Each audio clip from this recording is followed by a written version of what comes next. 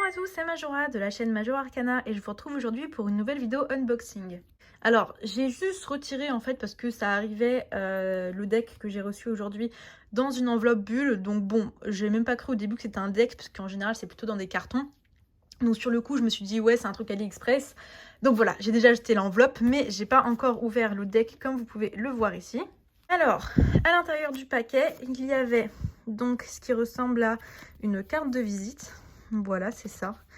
Donc c'est du muguet. C'est hyper mignon, j'aime beaucoup. Ensuite, il y a un petit papier craft et je crois que c'est écrit à la main. Alors on voit pas trop, mais on voit pas trop là sur la vidéo, mais en fait on voit l'encre, donc c'est écrit à la main. Il y a écrit « Merci beaucoup pour votre soutien. J'espère que vous allez aimer utiliser ce deck » et c'est signé. Donc voilà, c'est un petit bout de papier craft. Et donc, il s'agit du Ink Witch Tarot Deck de Eric Maille. Et là, c'est sous plastique, donc je vais aller ouvrir ça.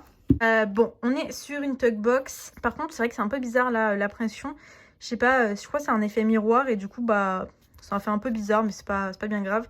La boîte a eu un petit accroc là pendant le transport, mais et un petit peu en bas aussi.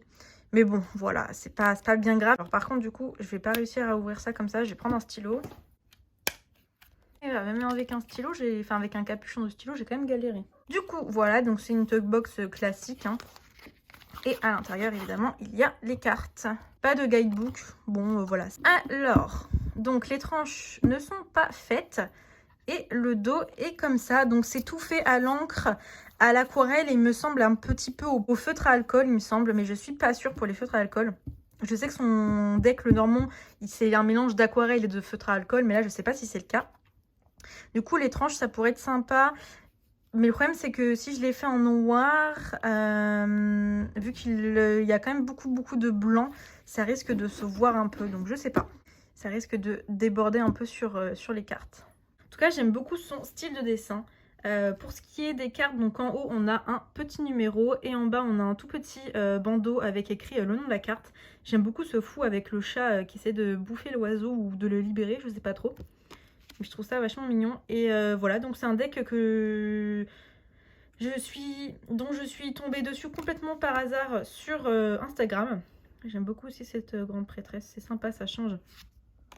J'ai pas regardé toutes les cartes, j'en ai regardé que quelques-unes, mais de ce que j'ai vu, ça me plaisait beaucoup, donc je me suis dit que j'allais l'acheter, surtout qu'il était encore une fois vraiment pas très cher. J'aime bien quand l'empereur et l'impératrice se font face, en tout cas que c'est deux cartes qui sont liées si vous voulez. Du coup là j'aime beaucoup.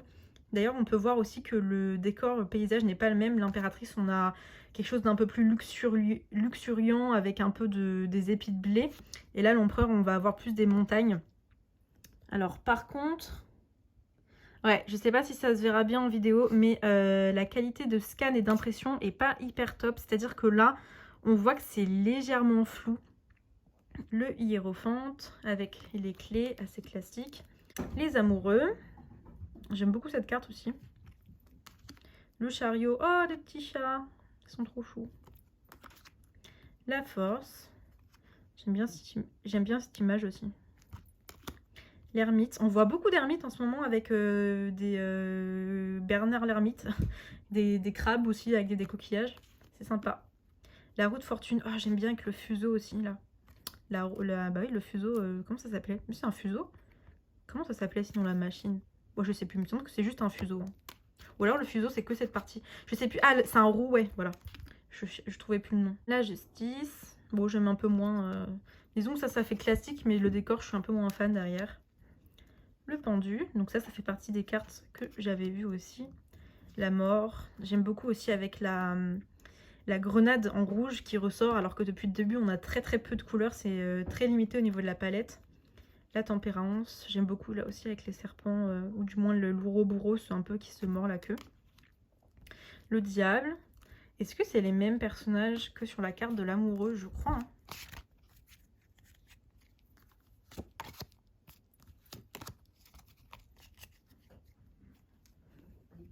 J'ai l'impression que oui, c'est les mêmes personnages, mais inversés. Donc le mec brun, il était à droite et là il est à gauche, et le blond était à gauche, maintenant il est à droite. Et avec un serpent au-dessus de la tête. J'aime bien quand la carte des amoureux et la carte du diable se font écho aussi, c'est sympa. La tour, oh putain, Elle fait un peu flipper là cette carte, surtout que moi en plus je vis à côté, je vis à même pas 10 minutes d'une centrale nucléaire, donc elle est un peu moins joyeuse, hein. Je suis pas hyper fan, c'est un peu trop... Disons que j'aime bien essayer de voir le positif et le négatif dans chacune des cartes, mais alors là avec le champignon atomique c'est un peu glauque. L'étoile, donc c'est vachement classique aussi et j'aime bien avec la petite étoile filante. La lune, assez classique aussi avec les cycles, j'aime beaucoup. Et le soleil, ah j'aime bien, il n'y a pas de petit bébé déjà. Et donc le soleil avec tout le système solaire autour. Oh, trop belle cette carte, le jugement avec Anubis et la pesée de l'âme. Le monde, trop belle aussi. J'aime beaucoup les arbres très tortueux comme ça qui s'enroulent sur eux-mêmes. Je trouve ça magnifique. Et alors ensuite on passe à la suite de bâtons. Donc l'as de bâton. Le 2, j'aime bien là avec le compas aussi. Il y a l'air d'avoir 2 lunes aussi de chaque côté. C'est dommage qu'il n'y ait pas de guidebook. Il faudra que je regarde sur son site s'il y en a un à télécharger, mais je suis pas sûre. Le 3 de bâton. Ah, d'ailleurs, j'avais pas vu, mais en haut des mâts, il y a des petites étoiles, c'est mignon. Le 4, le 4 de bâton. Le 5. Le 6, ça fait partie aussi des cartes que j'avais vues. Je la trouve trop belle avec le carrousel. Vraiment trop belle. Le 7 de bâton. Le 8. Très puissante, je trouve. Le 9. Oula, celle-ci aussi, elle n'a pas l'air hyper joyeuse. Et le 10 de bâton. Oh, il est trop beau. Le page de bâton, j'aime trop sa tête. Ah, il est encore plus beau. Oh, elle est trop mignonne, la reine de bâton, une petite fée. Oh, elle est trop chou. Et le roi de bâton. Alors, je trouve ça un peu bizarre, par contre, d'avoir beaucoup d'humains pour la carte de cour. Et là, d'un coup, on se retrouve avec le roi qui est un animal. C'est un peu bizarre. Ensuite, l'as de coupe. J'aime trop, là, le café, ça me donne tellement envie à chaque fois. Le 2, ah, le petit... Ah, ça par contre, franchement, chapeau, parce que le bokeh, donc vous savez, là, les petits rondelles de lumière, à dessiner, c'est pas facile, hein. À prendre en photo, bah, c'est simple, il suffit de focus sur un objet alors qu'il y a des lumières au loin. Mais à dessiner, c'est super chiant. Le 3 de coupe. Le 4, oh, un petit chat, il a fait tomber un verre, dis donc. Pas gentil, le petit chat. Le 5... Oh, c'est dans un cimetière, d'accord, j'avais pas compris. Donc c'est une fontaine à sécher dans un cimetière. D'accord. Le 6, l'heure du thé. Le 7, le 8, assez classique. Le 9, oh, elle est trop belle cette carte, j'aime trop. Et le 10. Alors, ensuite, donc le page, on a un poisson dans une tasse de thé avec le sachet de thé. Donc du coup en animal. Mais avec ensuite le chevalier qui est un homme. Il me semble que le chevalier de coupe, donc celui-ci, est inspiré du créateur, qu'il s'est dessiné lui-même, je crois. La reine, oh, elle est trop belle. Trop, trop belle. Trop mignonne. Et le roi. Ah. Non, c'est marrant d'avoir une carte de cour, mais où on voit pas en close-up le personnage. En général, c'est vraiment des gros plans. Et là, d'avoir le personnage tout petit au loin, ça change. Donc c'est pour ça que j'aurais bien aimé avoir un guidebook. Ensuite, la suite d'épée, donc l'as d'épée. Oh, elle est trop belle cette carte, le 2 d'épée, magnifique. Le 3, avec des narwhals, il me semble, si je dis pas de bêtises. Le 4. Le 5. Le 6, assez classique. Le 7. Le 8. J'aime bien cette représentation. C'est sympa, ça change. Le 9. Et le 10. Oh, bah putain, celui qui a voulu faire, vous savez, là, quand on épingle des insectes, il savait pas bien faire. Hein. Il a fait du travail de merde, hein, parce que là, pauvre petit papillon, il n'est pas bien épinglé. Ensuite, le page d'épée, avec ce qui ressemble à un adoubement, a priori. Le chevalier d'épée, donc là, on a à nouveau un animal. La reine. Elle est vraiment badass, hein, je trouve. Et le roi. Oh, c'est Arthur qui retire Excalibur. Ensuite, du coup, la suite de Pentacle. Avec l'as de Pentacle. Le 2. Oh, les petites abeilles. Le 3. Ah, il est trop beau. Ok, je pense que c'est ma carte préférée. Le 4 de pentacle, j'adore les dragons. Bah, je pense que vous me connaissez hein, de toute façon. Elle est trop belle, il est trop beau, le dragon. J'aime trop cette carte. Le 5. Ah, d'ailleurs, ouais, les fruits, ils ont un peu pourri, là. J'avais pas fait attention. Le 6. Le 7 de pentacle. Le 8. Le 9. Oh putain, on dirait Poudlard. Je suis la seule ou... Je sais pas, ça m'a vraiment fait penser à Poudlard directement. Le 9. Et le 10 de pentacle. Et pour finir, du coup, hop, j'attrape ça. Le page de pentacle. Alors là, j'allais dire un animal, mais du coup, bah non, c'est une tirelire. Donc est-ce qu'on peut dire que c'est un... On peut... Bon, en tout cas, c'est pas un personnage, quoi, ça c'est sûr. Oh, un mannequin écho. Donc le chevalier de pentacle. Donc vous savez, c'est les petits chats, les figurines de chats au Japon qu'on voit un peu partout, qui apportent la santé, la chance, la bonne fortune, etc. La reine. Oh, c'est un chat qui... C'est une maman chat qui allait de ses bébés. Et le roi de pentacle. Et on dirait une partie de poker, a priori. J'aime beaucoup en ce moment les jeux avec de l'encre, je trouve que ça change. Alors je vois que le jeu a un très légèrement et il est un tout petit peu plié dans ce sens-là. Du coup, moi ce que je fais pour que mes jeux ils évitent de se plier et d'avoir une sale courbure, c'est que de temps en temps je les mélange face pas cachée. Du coup, vu qu'évidemment je vois les cartes, c'est juste quelques fois en fait pour mélanger tout en faisant en sorte que la pliure elle se remette, enfin que le jeu se remette droit si vous voulez. Donc c'est pas la dernière fois où je bats et ensuite où je tire les cartes, hein, c'est vraiment juste pour faire d'une pierre deux coups, mélanger un peu tout en remettant droite les cartes. Je vais le faire une dernière fois et ensuite je vais le faire dans l'autre sens. Je sais pas si d'autres gens le font, cette technique, mais je trouve, voilà, mélanger face révélée, vraiment ça fait en sorte que les cartes, vous voyez, elle a moins de courbure parce que du coup ça les plie mais vers nous, donc ça les plie dans l'autre sens. Maintenant, je vais le faire une dernière fois, hop, dans l'autre sens. Parce que quand on mélange tout le temps dans le même sens, bah forcément, les cartes, après, elles prennent un sale pli. En tout cas, les cartes se mélangent très bien.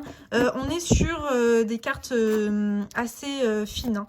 Si vous voyez, par exemple, Make Playing Cards, c'est un peu le même genre de grammage, le même genre d'épaisseur de cartes. Les cartes existent plutôt bien. Donc hop, je vais juste en tirer une. Oh, la reine de bâton est trop belle. Donc on est vraiment voilà, sur des cartes assez fines, assez souples. Je pense qu'il faut quand même y aller mollo, quoi. Moi, il y a beaucoup de gens qui trouvent que la qualité de Make Playing Cards est incroyable. Moi, je trouve pas. Franchement, j'ai été habituée à mieux. Donc, je recommande pas de forcément y aller comme un gros bourrin. Et vous voyez du coup que la carte, elle est déjà très légèrement, en fait, elle était déjà pliée un peu comme ça. Et le fait de mélanger dans ce sens-là, ça fait que les cartes se plient comme ça. Et du coup, ça les remet droite. Enfin, en tout cas, moi, c'est la technique que je fais. Du coup, ouais, j'aime bien. J'aurais juste peut-être aimé, comme je disais, qu'il y ait un guidebook. Ça aurait peut-être permis de pouvoir décrypter un peu mieux certaines images. Pas forcément, évidemment, les mots-clés de base du Rider-Waite, mais vraiment, là, j'ai pas de carte en tête, mais il y avait des trucs qui auraient été sympas d'expliquer pourquoi, là, par exemple, avoir mis une tirelire et pas un personnage. Enfin, voilà. J'aime bien, en fait, quand les guidebooks, ils décrivent le dessin et qui donnent des explications quant au choix des symboles et de ce qui a été utilisé. En tout cas, si vous aimez bien faire, comment on appelle ça, un éventail, si vous voulez, avec les cartes, je pense que là, il ne devrait pas y avoir de soucis. Alors moi, par contre, je peux pas trop, parce qu'en fait, là, je vais pas trop le faire. C'est le tapis de tirage que j'ai eu avec le Cosmavision. Et en fait, comme j'ai dit, c'est imprimé, c'est pas cousu. Et ça accroche énormément. Je sais pas si vous entendez, et je pense que ça va rayer mes cartes, donc je vais éviter, parce que ça risque donc de les rayer, mais en plus de ça, ça risque aussi, ça empêche de bien glisser, quoi. Donc c'est un tapis que je recommande pas pour faire des éventails. C'est un jeu que j'ai vraiment pas vu en vidéo, je suis juste tombée dessus, moi, par hasard, sur Instagram sur ce jeu, et je me trouve qu'il méritait vraiment d'être présenté, parce que le style de dessin est vraiment super sympa, je trouve. Je vous retrouve maintenant pour la partie review de cette vidéo. Alors, au moment où je filme cette review, on est le dimanche 3 octobre 2021. J'ai mis un peu de temps avant de la filmer parce qu'en fait, là, il y a eu un gros gap de temps de plusieurs mois où j'avais, mais genre, la flemme, que ce soit de filmer les reviews ou de monter les vidéos pour les mettre en ligne. J'avais vraiment la flemme, mais bon, là, ce matin, j'étais motivée. Alors, je me suis dit, c'est le moment, je vais enfin filmer cette review. Bon, du coup, comme je l'avais déjà mentionné dans ma partie unboxing, la Talkbox, voilà, on va pas revenir dessus. J'ai réussi à ne pas trop l'abîmer, mais là par exemple, comme vous pouvez le voir, eh ben, je galère à l'ouvrir.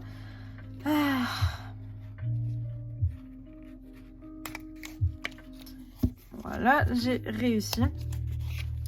Je sais que le créateur du jeu, Eric Maille, je sais pas comment ça se lit, vient de sortir aussi un Lenormand. En fait, c'est pas vraiment un Lenormand, enfin c'est un peu bizarre, c'est un mélange entre un Lenormand et un oracle. J'adore le dos d'ailleurs de son Lenormand, je pense que je mettrai une petite photo à insérer là sur votre écran. Et j'hésite beaucoup à le prendre, mais le problème c'est que les frais de port ils sont quand même assez élevés vu qu'il me semble que ça vient des États-Unis. Donc j'avoue que ça me freine un petit peu parce que bon, payer, je sais plus. Attendez, je suis sur le PC, je vais aller regarder. Le Normand coûte 37,84 €. Bon, ce qui est déjà assez cher, je trouve, pour un Le Normand. Mais en plus, il faut rajouter derrière 17,50 € de frais de port.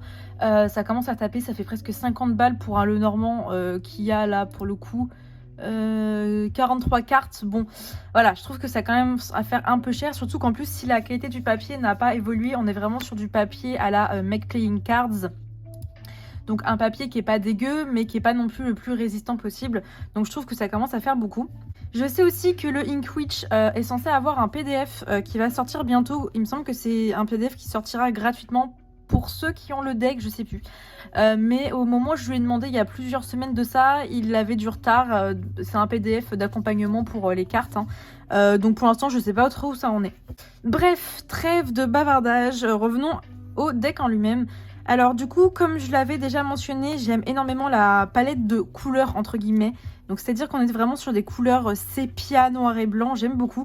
Je sais aussi qu'il y a une seconde édition du deck qui va sortir avec une alternative ou deux en cartes des amoureux. Il me semble qu'il y en aura 2 ou 3 différentes des cartes de l'amoureux. Donc je trouve que c'est plutôt pas mal. Ouais, j'aime vraiment beaucoup ce jeu. Le seul petit souci que j'avais eu, comme je l'avais déjà mentionné, il me semble, c'est qu'il y a des cartes qui sont très pixelisées. Et apparemment, en fait, j'en ai reparlé avec le créateur, c'est parce que tout simplement, il avait vendu comment ça s'appelle, les originaux, les dessins originaux. Et donc que quand il a voulu les retravailler, les recentrer l'image, oui vraiment agrandir l'image, bah du coup ça a rendu cet aspect un peu pixelisé, ce qui est vraiment super dommage je trouve. Voilà, celle-là par exemple, on voit que en comparaison de celle juste à côté, donc la grande prêtresse, elle est quand même plus pixelisée, elle est de moins bonne qualité que la carte du 9 de coupe juste à côté. Donc c'est un peu dommage, c'est un détail, hein, je chipote, mais du coup c'est vrai que si demain vous voulez créer un tarot, gardez bien tous vos originaux, faites bien des scans en PDF de la plus haute qualité que vous pouvez avant d'ensuite vendre les originaux, parce que sinon bah, vous vous retrouvez un petit peu niqué quoi, c'est un peu dommage. Sinon oui, j'ai vraiment adoré utiliser ce jeu. D'ailleurs il me semble que je vais, en fait quand je l'avais pas incorporé dans mon roulement pour octobre, mais c'est vrai que là quand je le revois j'ai bien envie de le mettre, parce que je trouve qu'il a quand même un aspect un peu, ou peut-être plutôt pour l'hiver. Ah, je sais pas. Mais en fait, oui, je l'ai quand même utilisé pas mal pour des tirages pour moi, aussi pour des amis. Et je trouve qu'il a vraiment cette énergie très douce. Il y a juste, du coup, comme je l'avais mis, il y a 2-3 cartes que j'aime pas du tout. Après, voilà, c'est vraiment mon appréciation personnelle. Attendez, je vais regarder. Il y a aussi énormément de cartes que j'adore, hein. Mais je trouve que c'est très intéressant de se pencher sur les cartes vraiment qui nous font ressentir des choses plutôt que sur les cartes voilà, pour lesquelles on reste neutre. Parce que c'est bien beau, encore une fois, de dire « Oh, j'adore, oh, j'adore, oh, j'adore », mais c'est aussi de temps en temps bien de notifier les cartes qu'on n'aime pas. Et par exemple, il y avait celle-ci. Je sais pas, voilà, j'aime pas forcément le visage, en fait, les cheveux très très courts de la femme qui est là. Bon, voilà, ça c'est vraiment mes goûts personnels et les goûts, les couleurs. Vous connaissez la chanson, mais voilà, du coup j'aime pas trop cette carte, et surtout celle-ci parce que bah du coup c'est la carte de la tour. Alors déjà bon, la carte de la tour c'est quand même une carte avec laquelle j'ai un peu de mal régulièrement, mais là il me semble que je l'avais déjà dit dans ma vidéo unboxing. On est sur un champignon atomique et j'habite juste à côté d'une centrale. Alors oui, je sais que quand les centrales explosent, ça ne fait pas des énormes champignons atomiques comme ça. Mais du coup, disons que émotionnellement parlant, voilà, cette carte, elle me prend aux tripes et pas forcément de la meilleure des façons. Et ouais, je la trouve quand même pas mal glauque, quoi, en elle-même. J'aurais préféré peut-être que ce soit un... En fait, ça me fait bizarre qu'il y ait une voiture, donc, parce que ça me donne l'impression que bah, du coup, la personne qui est dans la voiture va crever, littéralement. Ça aurait été bien d'avoir peut-être un, je sais pas, un volcan. Je pense qu'elle aurait été remplaçable par un volcan. Enfin bref, je sais pas. Mais voilà, du coup, cette carte... C'est un peu une carte avec laquelle je suis en conflit. Et au contraire, par exemple, on a le 4 de Pentacle qui est littéralement ma carte préférée du jeu. Vous connaissez mon très grand amour pour les dragons, je sais, j'en parle à chaque fois. Il faut que je vous fasse une vidéo dans laquelle je parlerai du pourquoi j'ai ce lien avec les dragons. Je pense que c'est une vidéo qui arrivera peut-être après la sortie du Smoke, Ash and Embers, je crois que c'est. Le nouveau deck de Three Trees Tarot qui doit sortir d'ici très peu de temps sur les dragons et qui je pense deviendra un de mes decks absolument favoris de tous les temps parce qu'en plus ces dragons sont... Enfin bref, ça fait des années que je cherche un beau deck sur les dragons et là je pense qu'il arrive enfin. Donc oui, je vous ferai une vidéo mais j'attends d'avoir plus d'outils pour vous en parler. Et pourtant le 4 de Pentacle, c'est pas forcément une carte qui est toujours hyper positive. Mais là, genre, je veux dire, c'est littéralement moi, en fait, quoi, sur la carte, avec mes innombrables collections, en train de les garder précieusement comme un dragon. Donc, je sais pas, mes collections de pins, mes collections de tarot, de decks, de bouquins. Qu'est-ce que je collectionne encore comme conneries? Les jouets pour enfants, enfin, pas les jouets, mais les... vous savez, les collectibles, un peu comme les gâchapons, ce qu'on a dans les surprises, si vous voulez. Bref, je collectionne beaucoup trop de choses et franchement, c'est moi, quoi. Vraiment, cette carte, c'est moi, donc ça me fait un peu marrer. Pour ce qui est de la qualité des cartes, j'en avais déjà parlé, mais c'est vrai que j'aurais bien aimé qu'elles soient un tout petit peu plus épaisses, parce que là, on est vraiment sur du tarot type Make Playing Cards. Et voilà, du coup j'aurais bien aimé qu'elle soit mais vraiment très légèrement plus épaisse. Après bon, ça reste du bon papier, hein. Je veux dire, c'est pas un truc... faut quand même y aller pour les abîmer. La carte de la lune est vraiment très belle aussi d'ailleurs. Ça se mélange du coup très bien, c'est un fini légèrement brillant. Donc forcément, si je veux faire un éventail, bon, je pue la merde pour faire les éventails, mais voilà, on n'a pas de problème, les cartes vraiment glissent très bien. Et c'est vrai que oui, si un jour ce jeu ressort avec une meilleure qualité de papier et une vraie boîte et bah, quelques changements au niveau des cartes, donc vraiment, j'ai donc comme je disais la seconde édition qui aura plusieurs cartes de l'amoureux. Je pense que c'est un deck que je me vois bien peut-être réacheter. En tout cas, moi qui suis vraiment pas du tout, mais alors vraiment pas du tout deck noir et blanc et oui bah oui, enfin juste deck noir et blanc. Celui-ci, je trouve que c'est vraiment un bon compromis parce que bah comme vous le voyez, c'est vraiment pas que du noir et blanc quoi. On a vraiment cette teinte légèrement brunie et du coup je trouve que ça adoucit énormément le jeu. Au contraire d'une carte vraiment si ça avait été uniquement noir et blanc, là je trouve que ça rend je sais pas. Je sais pas en fait, je trouve que ouais le noir et blanc c'est un peu plus dur que vraiment avec un aspect un peu marronné par endroits, un peu sépia. Mais sinon oui c'est un deck que j'apprécie beaucoup. En plus il me semble qu'il est pas très cher, attendez je vais vérifier. Vu que de toute façon je suis sur la boutique Etsy, il est à 40 € sans frais de port, avec 15 € de frais de port, donc ça fait ouais 55 €. Bon c'est vrai que oui ça commence à faire en fait un peu cher pour un deck avec cette qualité de papier là. Disons que c'est un deck que moi je me verrais plutôt acheter à je sais pas 30 ou 35 € sur Make Playing Cards parce qu'on est clairement sur le même type de qualité. Mais voilà, en tout cas, les images, je trouve que c'est un style qui me plaît beaucoup. En plus, il y a vraiment de tout, quoi. Je veux dire, on a des chats, on a du dragon. Il y a des trucs un peu plus abstraits avec des objets. Il y a des personnages. J'aime pas trop le pendu, je sais pas. D'ailleurs, apparemment, c'est un personnage qui vient de quelque chose. Personnellement, je connais pas, ça me dit rien. On a des tasses de thé. Des aspects un peu plus paysage. En fait, je trouve que voilà, il est très varié. Il y a des animaux aussi. Il y a des licornes, mais c'est des licornes qui sont pas... Moi, je préfère celle-ci d'ailleurs de licorne. Celle-ci, j'aime bien parce que bah, c'est l'aspect... Ah, c'est même pas des licornes d'ailleurs, je suis con. C'est des chevaux de bois, vous savez, sur les carrousels. Mais ça, c'est des licornes que j'aime bien. C'est pas les licornes vraiment avec des paillettes et puis hyper gnangnan. Donc il y a un aspect un peu mythologique, il y a aussi des insectes, enfin bref, c'est vraiment, ouais, c'est un jeu qui est assez varié je trouve. Pour ce qui est de la lisibilité, personnellement j'ai pas eu de problème, c'est vrai que j'attends avec vraiment beaucoup d'impatience le PDF pour pouvoir rajouter une dimension et avoir l'avis au fait, l'avis oui, avoir l'avis, le point de vue du créateur du jeu. Mais oui, voilà, je trouve que c'est pareil, cette carte du monde, elle est vraiment super aussi. Mais voilà, vraiment, oui, c'est pas du tout un deck que j'ai peu utilisé. Je l'ai vraiment pas mal utilisé, je continuerai à l'utiliser. Et je l'aime beaucoup, voilà. Je pense que j'ai pas grand chose de plus à dire. Si ce jeu vous intéresse, bah écoutez, de toute façon, tous les liens seront dans la barre d'infos comme d'habitude. Mais oui, J'ai vraiment pas de grosses remarques négatives à faire, à part les quelques petits trucs que j'ai dit. Voilà, la Tugbox, la qualité des cartes qui est pas la meilleure que je connaisse, et les cartes un peu pixelisées. Mais c'est vraiment des choses, voilà, je veux dire, il y a des decks que j'ai payé bien plus cher et qui ont bien plus de problèmes que ça. Donc voilà, je pense que c'est à peu près tout. J'ai pas parlé du dos, mais bon, bah voilà, le dos il est très beau. Je préfère sa version le normand parce que c'est quasiment le même dessin. Et je trouve que y a un rappel qui est très sympa, mais il est plus coloré celui du normand parce que le normand est en couleur. Mais donc voilà, c'est à peu près tout. J'espère que cette petite vidéo vous aura plu comme d'habitude. Si c'est le cas, n'hésitez pas à vous abonner à ma chaîne si ce n'est pas déjà fait, à me laisser un petit pouce bleu ainsi qu'à me laisser un commentaire et à partager la vidéo. Et moi, je vous retrouve bientôt pour une nouvelle vidéo. Salut tout le monde!